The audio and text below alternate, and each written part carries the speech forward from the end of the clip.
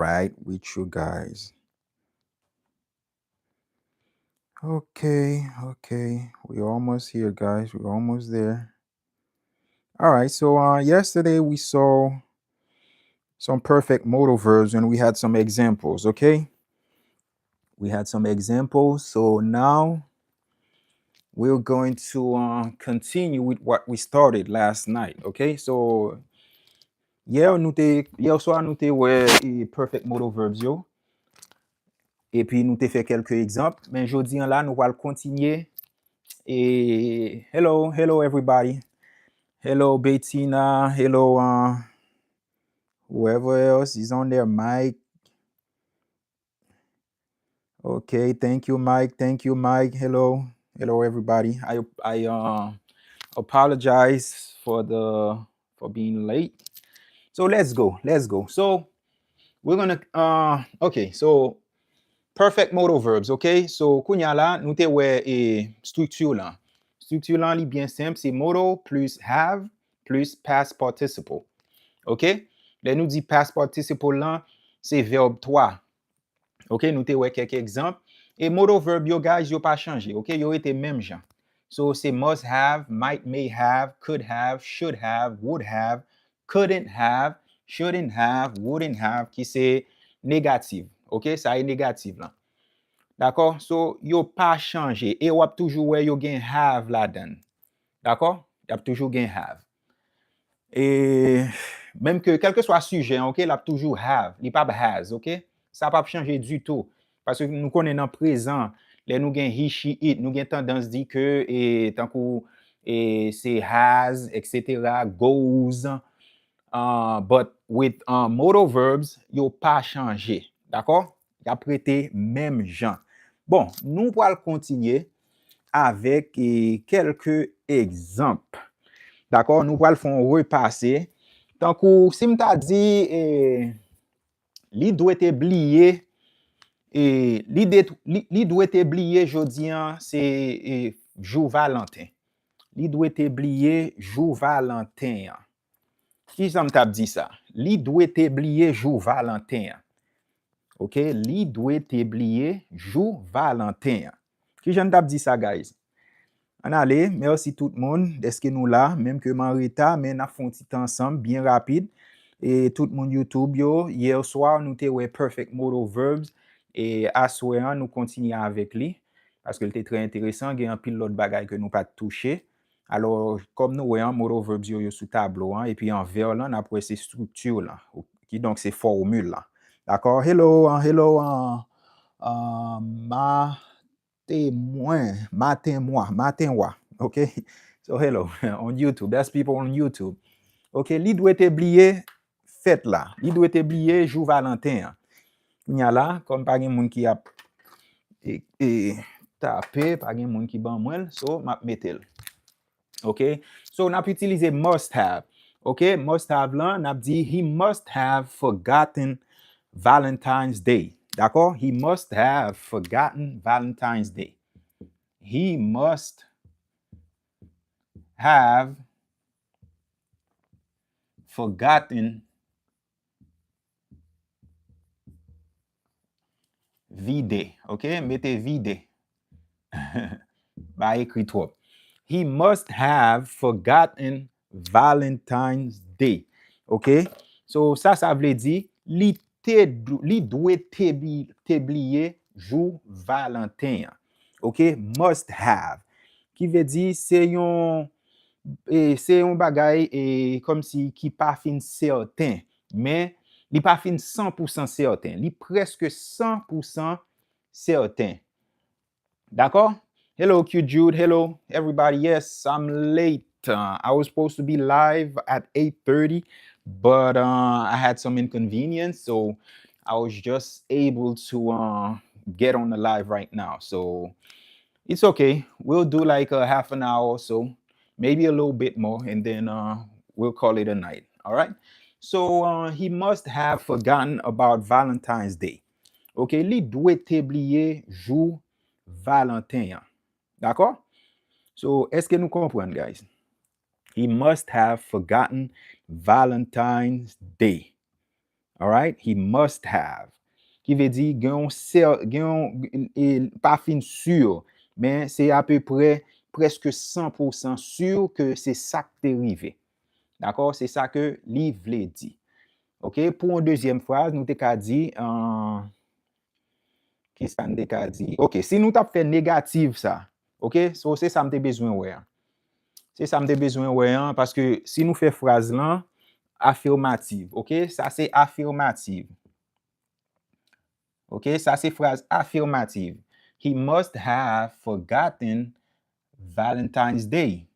OK? Ça c'est affirmative. Kounya là, si n'a fait négative là, qui j'en t'a dit négative là?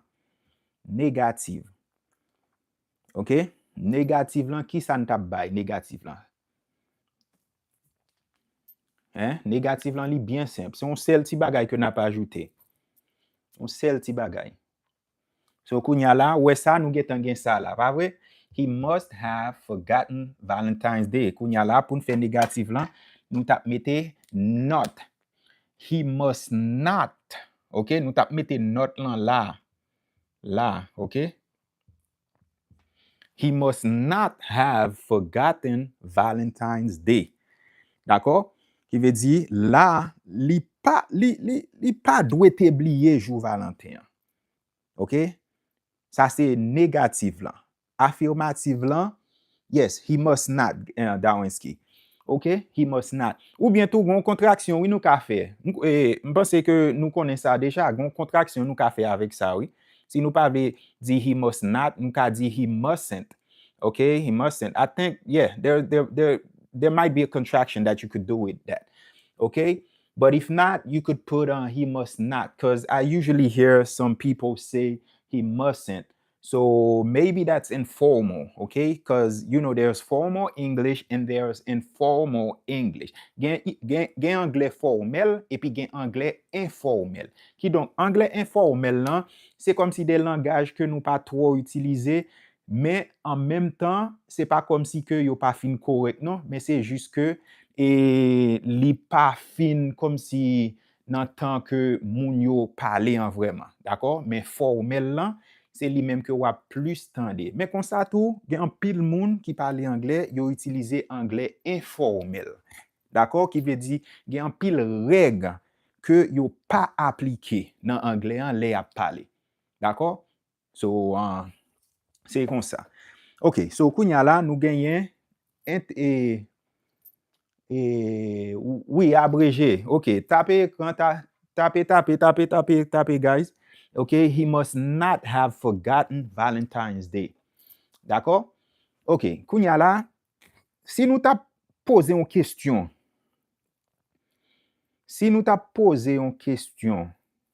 avec même phrase ça, OK, n'a pas même phrase ça. Kounya là, nous allons poser une question avec lui. Songez ça m'te dit nous gen forme affirmative là, he must have forgotten Valentine's Day. Li doit oublier jour Valentin. Kounya là, pour nous faire en question, n'a prend must là, n'a dit must he have forgotten Valentine's Day. D'accord? Qui veut dire est-ce que li doit oublier jour Valentin? Must he have forgotten? OK, Darwinski, très bien. Darwinski ban moi li. OK, so guys, très bien, nous là. Alors ça c'est en continuité de ça que nous t'ai fait hier soir là, comme t'ai dit que il y a quelques petits bagages nous pas de fin ouais. Me dit n'a continuer li à soir. D'accord? So question bien simple. Affirmative là, he must have forgotten Valentine's Day. Négative là, c'est he must not have forgotten Valentine's Day. Kounya là, si n'a posé question, n'a prend must là, must he have forgotten Valentine's Day? Kounya là, gen l'autre encore. Gon l'autre encore qui c'est interrogative. Qui est-ce qui a bon interrogative là? Qui est-ce qui a bon interrogative là? Bien rapide. On allez. Me connaît nous là, YouTube là et TikTok là. OK, on allez. Interrogative là, qui j'en la pied. Hello everybody on YouTube. Dieu Fairly Esteville, Perkins, is Thiogen. OK, merci. So, aswe on a fait perfect modal verbs, ok? So, on a fait quelques phrases et puis après ça, nous parlons un petit exercice dans fin, hein, et juste pour nous capables, ouais, si nous t'es bien capté le son, ok? D'accord, on allait. So, c'est interrogatif là qui s'allie. So, si nous gagnons et interrogatif là, c'est must he have forgotten Valentine's Day? Kounya la, interrogatif là, ok, pas oublier que Jude n'a toujours été dans must, d'accord? Must, ok? We're still in must. Must he not have forgotten Valentine's Day? Ok, Dowinski, très bien, très bien, très bien. Ou bien, nous capables de dire, mustn't he have forgotten Valentine's Day? But très bien, Dowinski, très bien. D'accord? So, gagnons contraction, j'aime te dire nous, hein, pour must not là. Must not là, c'est mustn't. Mustn't. Est-ce que nous avons contraction? Hein? Nous avons contraction must not là? Must not, mustn't. OK? Qui donc c'est une contraction ou pas tellement entendez mon utiliser non, mais ça c'est contraction li. D'accord? Mustn't. Et même j'ai contraction could not, c'est couldn't. Couldn't. OK? Ou juste mettez yon tant qu'on prend could là et puis ou juste mettez yon n apostrophe t. Couldn't. Et même j'ai pour should là, contraction should not, c'est shouldn't. Ou mettez yon nt. Contraction would not, c'est wouldn't. Wouldn't. All right? Et même j'ai contraction did not. Qui est-ce qui a dit une contraction did not? C'est lui-même qui est plus facile là. Nous connaissons lui? Did not. Did not. Contraction did not. YouTube. Ou ka bom sa oui YouTube. Contraction did not. I did not. Mwen pat. OK? I did not do that. Mwen pat fè ça. Si m'pa vle di I did not do that, ki sa m'tap di YouTube? I did not do that. Mwen pat fè ça. Ki sa m'tap di? Si m'pa vle di I did not. Didn't. Very good. Very good. Kikin, didn't. Dowinski. Très bien. Didn't. Bettina. Yes. Edlin. Yes. Didn't. OK? Contraction did not, c'est didn't. M'pa besoin écrire parce que nous gen temps écrire. Et même j'ai contraction does not, c'est doesn't. Doesn't. OK? So, c'est très bien. Faut que nous habituons nous avec contraction yo pour simplifier et anglais nous les n'a parlé. D'accord? Tout autant nous connaît si bagay sa yo, nous simplifier anglais hein, pour tête nous. D'accord? Alors, c'est très bien, guys. So, contraction est vraiment important. OK? So, contraction must not, c'est mustn't. So, interrogatif là, Dowinski te gen tan ban mwen déjà, et qui donc, de ka di tout, mustn't he have forgotten Valentine's Day? Est-ce que li pa dwe te bliye jou Valentin, hein? D'accord? So, nous ban nou nan 4 formes là. Nous ban nou affirmative, nous ban nou négative là, nous bay interrogative là et nous bay interronégative là. Pour nous connaître tout sens que nous capable et parler anglais. D'accord? Yon l'autre exemple encore. Et si m'tap dit on kembe must là toujours, on font ti kembe must là. Li doit te li doit te très décis.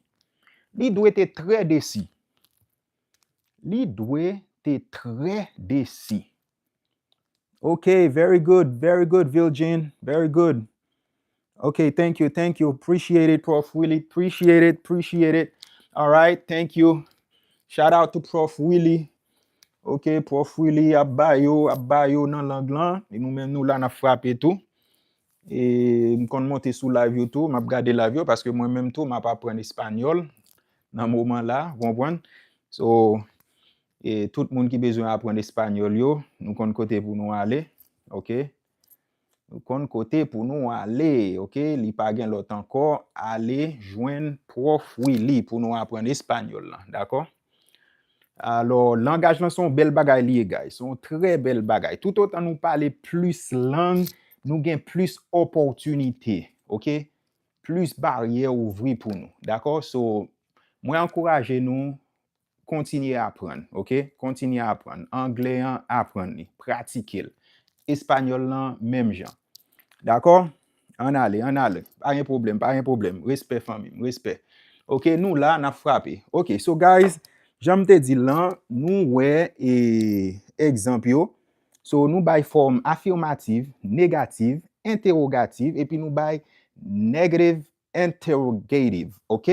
So, kounya là, si m'tap dit, li doit être très décis. Li doit être très décis. Si j'aime tap dit ça, est-ce que nous te gen tan bam phrase là? Li doit être très décis. He must have been non, décis. Décis. Là on dit décis, Darwinski, c'est les comme si ou passe ou déçu. En français déçu. Là déçu. D'accord? C'est déçu. Déçu. OK? Li doit être très décis. Qui donc, on t'a dit là on dit liant, li capable he pour nous-mêmes, li capable he, li capable she. All right? So, which would it be? Let me know. He must have. Très bien, Bettina. But oublions bagay, oui, Bettina. He must have been very disappointed. OK? Ban m'écrit pour nous. OK? He must have been, OK? Very disappointed. OK? Même mot, hein? C'est disappointed. Disappointed. Okay? Disappointed. So disappointed, that's how it is. Okay? Ouais, Mosa, Melly, disappointed. C'est li qui déçu. Hein? I am disappointed. I am very disappointed. Moi très déçu. Okay? Disappointed. Disappointed. Okay, so he must have been very disappointed. Li doit être très déçu. OK? Déçu ou bien déci. Déci en c'est créole. Déçu en c'est français. OK? Li doit être très déçu.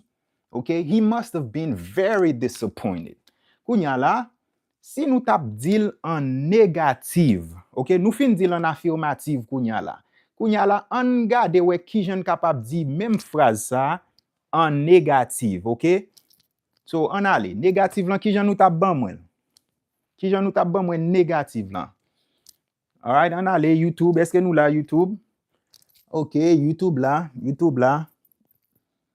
Yes, Louis-Jean, très bien. Très bien, Dorsey Watson, yes, didn't. Ça, c'était contraction did not. OK, pour mon YouTube, yo. Okay, guys, let's go. That's very easy, guys. C'est très facile. Pas gen rien qui difficile là-dedans. On allait. D'accord, me connecter téléphone. Non, he must have been very disappointed. Very good. He mustn't have been disappointed. Okay, that's nice. He mustn't have been disappointed. Très bien. So, moi mes contractions ça. Shine, very good. He haven't been very disappointed. Jude, you almost like got it. You almost got it, but you sort of like mixed up the interrogation form with the interrogative negative form. Okay, so you pretty much like gave me a little mixed up. Okay, but pretty good. He mustn't have been disappointed. Okay, très bien. He mustn't have been disappointed. Ou bien, he mustn't have been very disappointed. Okay? Li pa dwe très déçu. Li pa dwe te déçu. D'accord? Li pa dwe te déçu. Ça c'est négatif là. OK? Affirmative là, li dwe te très déçu. He must have been very disappointed. Négatif là, he mustn't have been disappointed. D'accord? Li pa dwe te déçu. Kounya la, si m'tap di, est-ce que li dwe te déçu? est-ce que li dwe t'aider si? OK? Est-ce que li dwe t'aider si?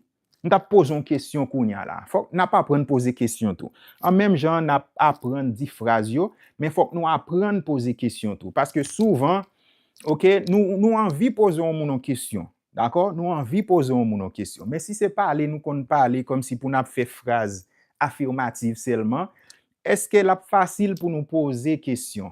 Non, li pas facile. Donc, question kounya là.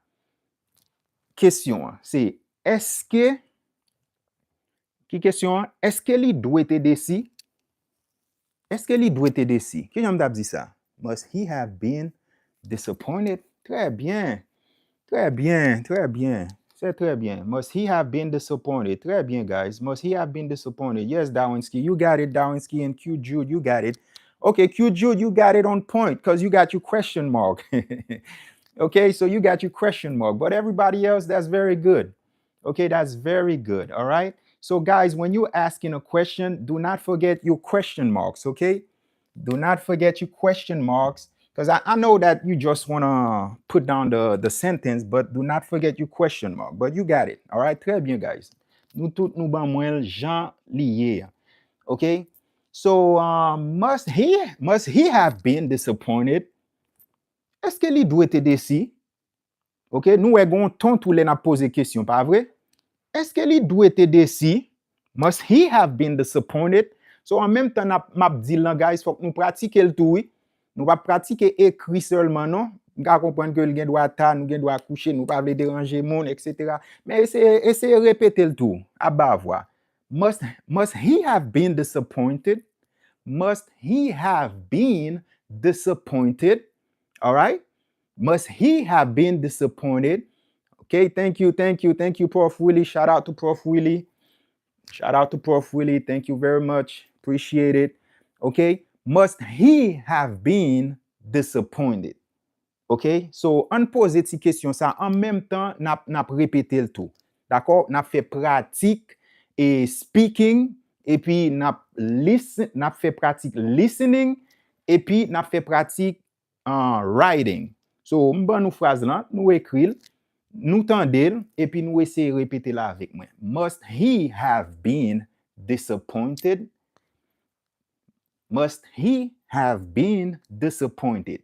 Ou bien, si nous tap bali nan négative interrogative, bien facile. Must he have been disappointed? On sel ti bagay n'a pas ajouté. On sel ti bagay n'a pas ajouté. Must he have been disappointed? N'a transformé ça, n'a converti li en interrogative kounya la. Not. Very good, Mose. So, nous pas besoin de dire plus encore. So, Mose ban mwen bien simple, même que vous pas fini écrire toute phrase là. So, nous connaissons not là, n'a pas ajouté avec must là, ou bien, yes, exactly. Nous pas nan écrit trop. Nous getan konnen. Mustn't he. Nous ka fait contraction hein, qui c'est, n'te ban nous là, mustn't he have been disappointed? Ou bien, nous, si nous voulons écrire long, nous ka écrire long tout, mais pour simplifier, nous contracter, OK? Nous fait contraction. Mustn't he have been disappointed? Est-ce que li pas doit être déçu? Mustn't he have been disappointed? OK, très bien, guys. Kounya là, on allait pour might, may have. OK. Might, may have. Qui l'est que nous utilisons might avec may? D'accord? Qui veut dire c'est là que gen yon bagay qui pas fin certain. D'accord? Qui veut dire li pas fin certain, nous pas fin sûr. Qui donc c'est une possibilité liée. So là might may c'est là n'a utiliser. D'accord? OK. So si nous tap fait une phrase avec must avec may. OK guys? When you're not sure, exactly Q Jude, when you're not sure, ou pas certain. D'accord? Ou pas sûr. OK? Qui donc, si m'tap dit, li, qui phrase m'de ka ban nou la? Li ta ka te achete fleur pour li, oui? Li ta ka te achete fleur pour li. Li ta ka te achete fleur pour li. OK, n'a pu utiliser might may have là. Et là, nous, li ta ka te acheté fleur pour lui. Qui est-ce qui a traduit ça pour moi en anglais? OK, avec might have là. Comme nous gen là déjà might, may have là, nous ka utiliser li. D'accord? Li gen tan là. Li ta ka te acheté fleur pour lui. Qui j'en tape dire, guys? On allez, continuez taper, guys, continuez taper. Continue taper. He may have bought flowers for her. Very good, cute Jude. He may have bought flowers for her. Ou bien he might, tap di might, okay? He might have bought her flowers. He might have bought her flowers. D'accord? So, might lan, nous te ka utiliser might lan nan ka sa. D'accord? He might have bought her flowers. OK? Li te ka te acheter fleur pour lui. Li te ka te acheter fleur pour lui. Qui veut dire, son bagay que nous pas fin sûr. So, might. He might. Yeah, I don't know. He might. He might have bought her flowers. Do you think he bought her flowers? I don't know. He might have bought her flowers. Okay, li plus fait sens, okay? Might. He might have bought her flowers. Okay? So that's the affirmative form, okay? He might have bought her flowers. I don't know. He might have bought her flowers. D'accord? So might lan, la plus bon, d'accord? N'a plus aller avec might lan. D'accord? Même que guys, tous les deux vle dire que c'est un bagay qui pas fin sûr, OK? Li pas fin sûr, c'est un bagay qui we're not sure about it, OK? We're not sure, but we're using might instead of may, OK? We're using might. Very good, guys. Very good. Very good. I like that. Everybody's engaging. Everybody's trying. So it's good to always try, OK? You have to try. OK? Très bien, YouTube. Très bien. So, nous nan might, may, okay? So, must lan, somebody in YouTube say, must have not been very disappointed. He must have not. Yes, that was good, Dorsey. Dorsey Watson, that was good. Okay? Okay, m'te pon ti temps pour m'garder sentence wan, mais li bon. Okay, très bien, Dorsey. Très bien. OK, so nous là, YouTube, nous là, et TikTok, très bien, guys, nous font petit temps ensemble, même que nous pas fait trop de temps, parce que le gain temps qu'on est faut que nous aller dormir. Alors, désolé pour ça, pour retard là, m'était supposé monter live depuis à 8h30. D'accord, t'es un petit inconvénient. So, on allait, nous pour aller, n'a prend négative là.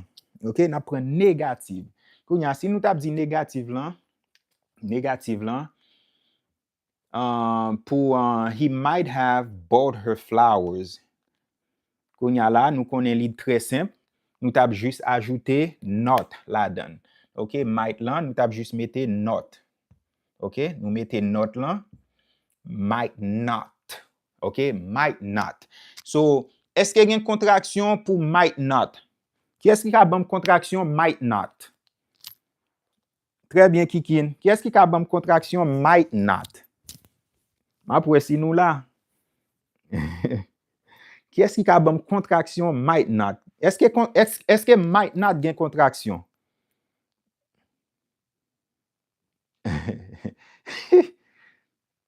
OK.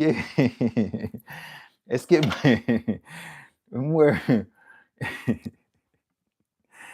mon paquet pour me d'essayer bail là oui. Oui. OK, tout le monde, est-ce que might not gain contraction? Hein? On allez. M'attend plus. On allez, guys, on allez. Qui est-ce qu'a dit encore?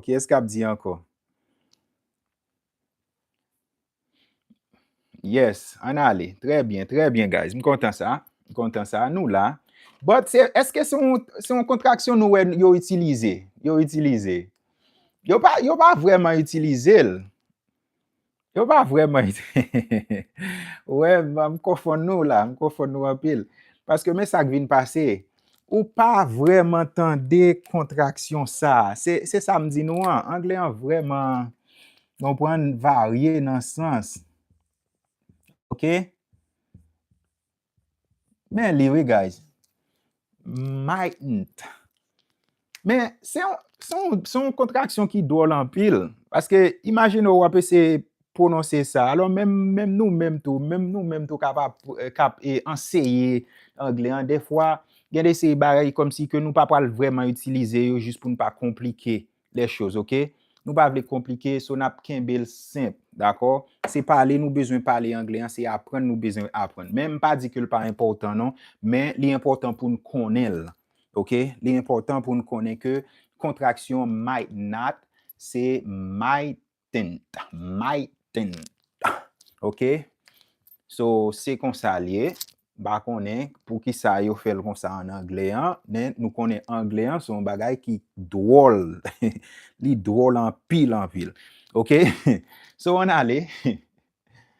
On allait, langue moun yo pour yo fait ça yo vle. So, si te gen moun qui te ban me négatif lan, oui, c'est he might not have bought her flowers.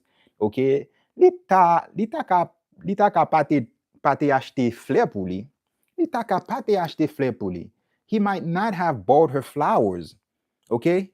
Listen and repeat, guys. He might not have bought her flowers. OK? Li ta ka pate acheter fleurs pour li. D'accord? Kounya la, si nous tap fait l'interro négatif, nous tap dit, nous tap posé question. Si nous tap posé question, nous tap dit, might he have bought her flowers?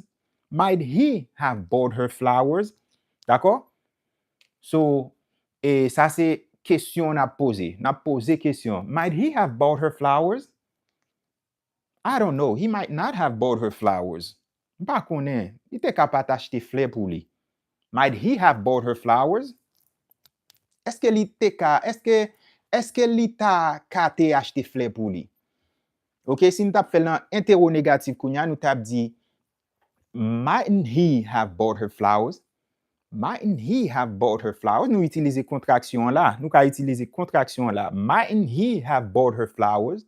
OK, mightn't. OK? So, gon façon prononcer ça mightn't. D'accord? Mightn't. Mightn't he have bought her flowers? D'accord? OK, let's go. Nous allons continuer avec should have. D'accord? Should have. Nous allons continuer avec should have.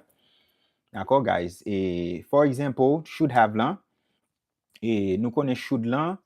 Dans quel sens nous utilisons should? Should have, c'est dans les que ou ta doué, d'accord? Comme si yon bagay que ou ta doué, OK? But ou pas de fait, d'accord? C'est comme ça. Ou ta doué, mais ou pas de fait. Has, les m'a fait une phrase. Non, most, ou pas utiliser has. De dit ça dans le commencement. Ouais, modal verb ça yo, perfect modal verb ça yo. Et yo toujours prend have, OK? Mais par rapport avec sujet he, she, it là, nous connaissons une tendance que gen des verbes n'a conjugué, c'est has, goes, sees, etc. Mais là, il pas nan has, OK? Pas gen has du tout. D'accord? Si nous mettons has, li pas bon. No has, OK, guys? No has. Cross. C'est couldn't have. OK? So, couldn't he have, ou bien, li pap couldn't he has. OK? Couldn't he have done this? Couldn't he have done this? Est-ce que li te capable faire ça? Est-ce que li te capable faire ça? Couldn't he have done this? OK? Nous pas jamais dit couldn't he has done this. D'accord? Li pas fait sens du tout. Li va grammaticalement li pas correct. D'accord? Li pas gen ça même. OK? So should c'est un bagay que nous te doué faire mais nous pas de faire. D'accord? So pour should. OK? Should have. So for example, nous tap bay un exemple. OK, li te doué songer jour Valentin. Li te doué songer jour Valentin. Li te doué. Li te dwe sonje jou Valentin. Ki jan tap di ça? Li te dwe sonje jou Valentin. Li te dwe sonje. So n'a pu utiliser should have parce que c'est yon bagay que ou te dwe fait mais ou pas de fait. Li te dwe sonje for us might. Can you write for us with might? Okay, might. So you want me to write you a sentence with might? That's what you're saying? You want me to write you a sentence with might? Okay, so might, like for example, like we said, like might, we use it for something that we're not sure of, okay? Nou pa fin sûr. Might, may, ok, c'est yon possibilité. D'accord? Nou te pren exemple tale, hein? He might have bought her flowers. Okay? Let me see if I could flip this board. 1 second. Maybe I'll have more space. Okay? So, pour exemple, did he go to school? Si on moun pose mon question, did he go to school? Et kounya la, si m'pa konnen, si m'pa fin sûr, d'accord, m'pa fin sûr s'il te allé l'école vraiment, et m'gen doit di moun nan, et he might have, okay, he might have,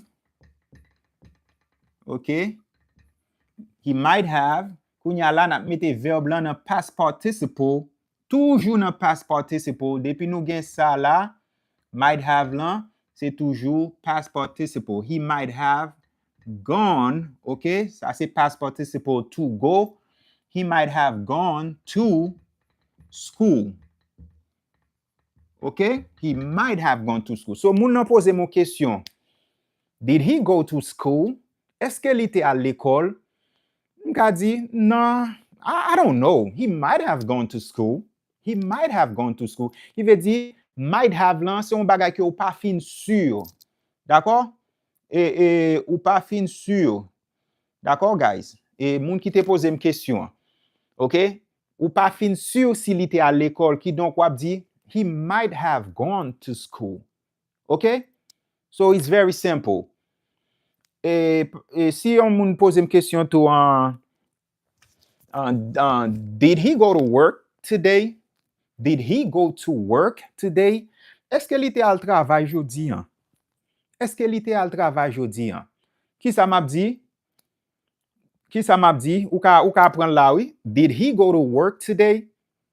Did he go to work today? Est-ce que l'était à l'école jodi an? I mean, est-ce que l'était al travail jodi an, dis? Kounya la, ou là, nou ka kembe même format ça presque. N'a dit I don't know. I'm not sure. Il veut dire ou pas fin sûr. I'm not sure. He might have gone to work. Okay? He might have gone. Nou tap kembe même format ça. He might have gone et puis nous mette to work. Okay? Kounya la, mais on l'autre, m'a bon ou l'autre encore. M'a bon ou l'autre encore pour bien comprendre. He might have gone. He might have gone to work. D'accord? Ou pas nan I'm not. D'accord? I'm not lan, c'est pas ou même. I'm not sure. C'est moi tap dou ça. I'm not sure he might have gone to work. OK? Moi pas sûr. Li te gen doit te gen temps à le travail. OK? Li doit te ka al travail. OK? So, j'en ap mette l'en créole. So, nous comprenons. OK? Et l'autre exemple, m'te ka ban nou, c'est continuous form nan. Tako continuous form nan, m'te ba un exemple hier soir. Tako, si on moun di ou kon sa, et que, like, for example, I didn't hear my phone ring. M'pa tan de téléphone mwen sonne. OK? I didn't hear my phone ringing. M'pa tan de téléphone mwen ap sonne. I might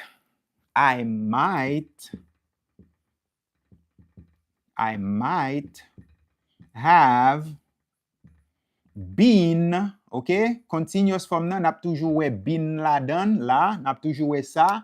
I might have been sleeping. I might have been sleeping. D'accord? Ça, c'est perfect modal continuous form. Nap toujou genyen ing nan verbe la, epi nap toujou genyen been. D'accord? I didn't hear my phone ring. I might have been sleeping. Bat tan de telefon mwen ap sonen. Te gen do ap dormi.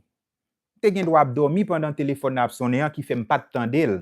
D'accord? Son bay ke pat su. Ça qu'arrive que c'est lem tap dormi an telefon nan tap sonen. D'accord? I might have been sleeping. D'accord? So you got it. Okay? So very good, very good. Let's proceed. Let's proceed with we were on should have, okay?